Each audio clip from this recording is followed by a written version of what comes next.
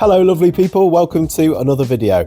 I'm in the process of turning my garden pod into my ultimate retro haven for all my hobbies, including home cinema, a place to play all my retro games and display all my retro consoles, and hopefully a home studio as well. And yeah, so one of the things we've done this week is to try and get some furniture together and start to build some storage to put all the various knickknacks and things in. And this is a Besta unit that we got from IKEA. We're both really used to building Kallaxes. Our last home probably was wall-to-wall Kallaxes, but we thought we'd try something a bit different with the Besta, which is maybe a little bit more customizable for what we are looking for. Looked through the... Oh, check out the cat here. See if you can spot Oscar's cameo. There he goes. So yeah, you wouldn't believe after last week how long it took me to edit out all the various butt cracks.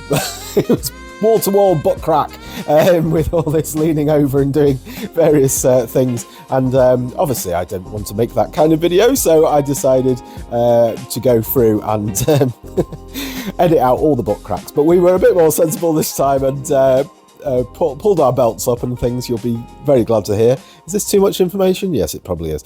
So yeah, we put these Besta units together. They're looking great, and now the next task is to drill some holes through the back and get the plugs and cables through for the retro consoles.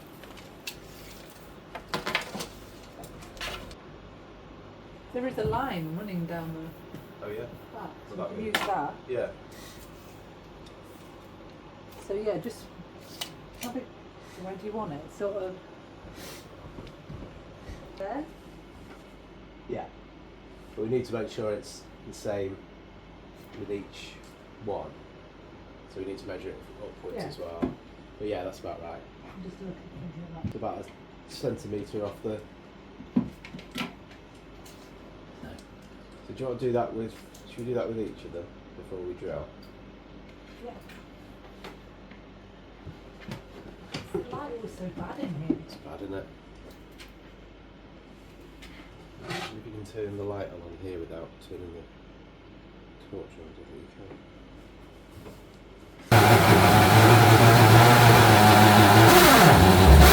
Whoa! Sorry. No, it's fine, it just made me jump. I know, me too. That actually looks alright. Yeah? I was a bit worried it was going to like splinter and stuff, but it looks alright. And it's about the right height, you think? Yeah, perfect. Whew. Right. 8 times however many times. 8. No, more than that. I just mark them all up. Yeah, yeah, that would be great.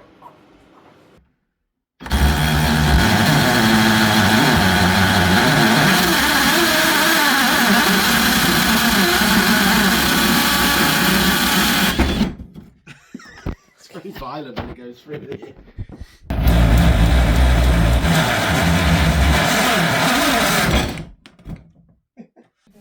Then the next step was to try a bit of embellishment with some LED lighting.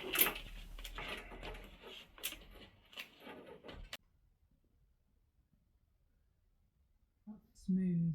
Oh, that's So that's like a slower fade. yeah, that's cool.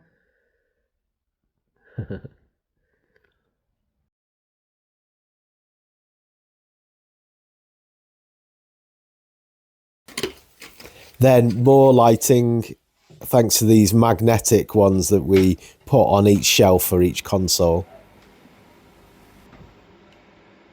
So does that just work for one of them, or? Oh no, yeah, that's working. You just got to punch it. Brilliant. Well, that's awesome. So I do my thing that it was. Yeah, go on. Day 2 and more IKEA units, this time back to the more familiar Kallax to replace the rather inconsistent record storage that we've got at the moment. So yeah, time to get all the records back out again that we spent ages putting out there, and put this 6 unit Kallax in, which is looking really nice actually next to the Besta. It matches a lot nicer now.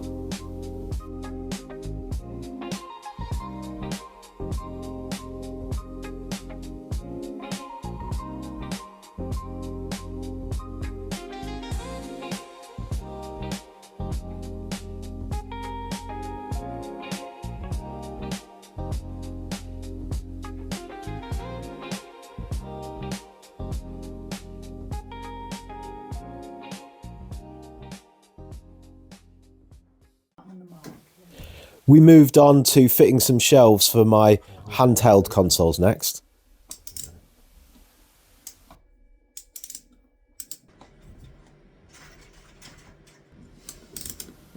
And now it's time for everybody's favourite section of the video. What's in the box? What's in the box? We've done to the garage, then to your mum's, then in here.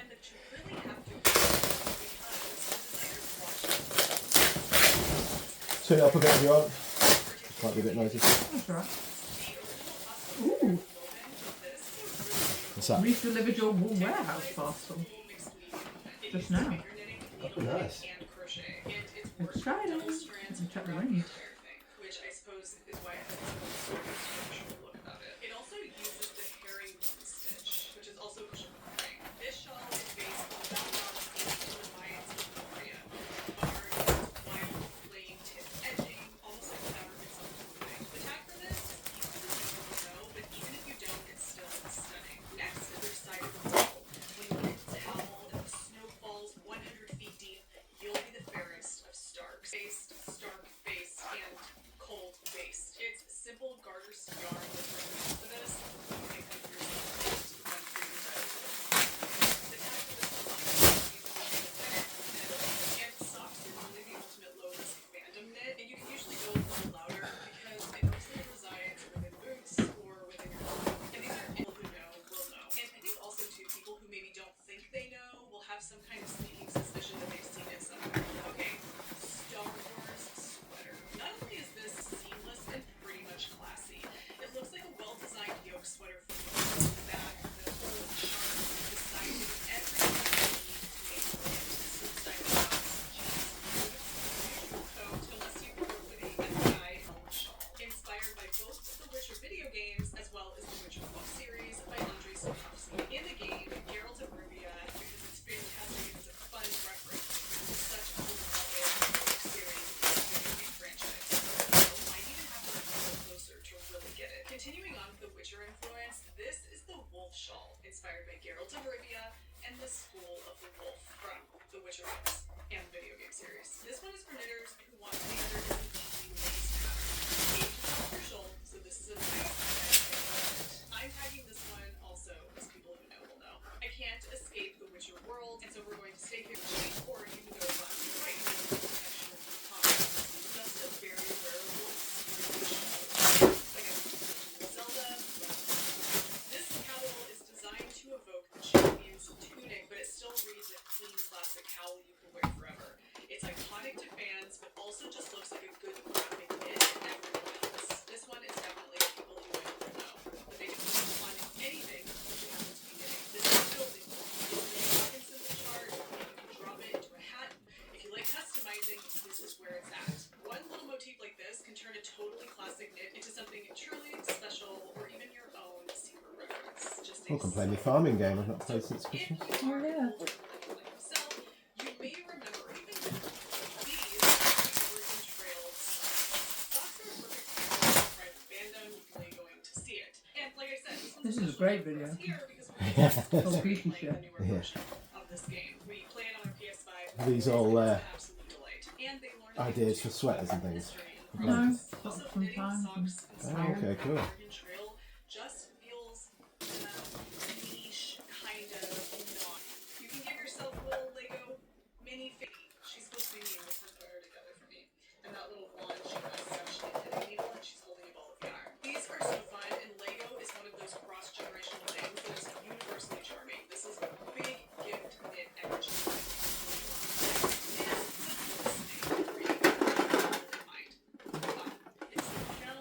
You get to see the couch right by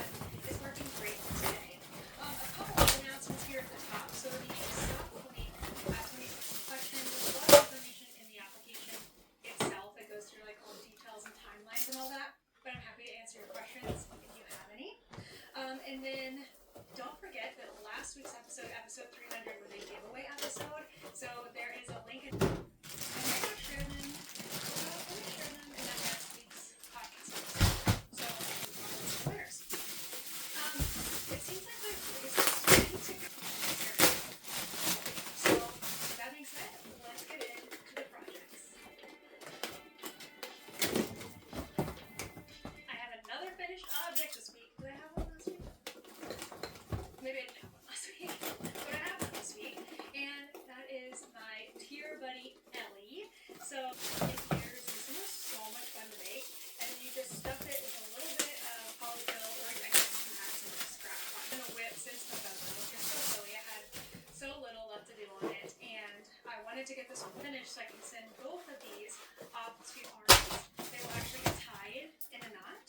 And they're just so cute, and they're fun, and they're fast to make. I do anticipate making probably more of these in the future. I have a pretty good dishcloth stash, so if you're trying to keep leftover dishcloths, Quite worked that one out yet.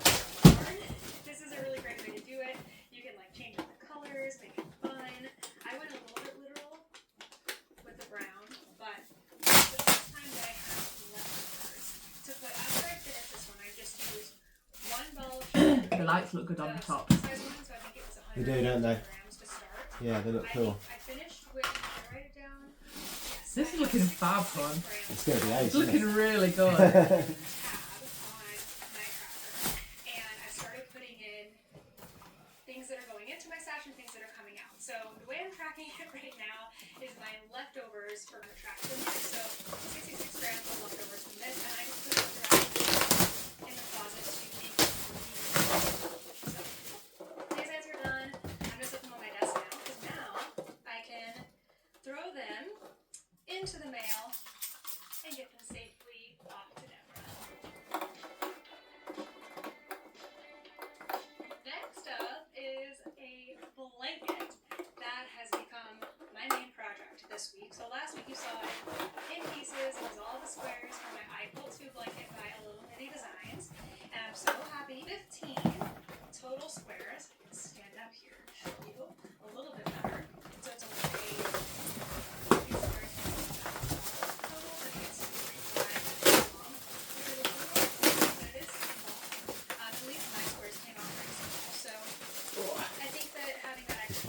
How are these so big? What's that one?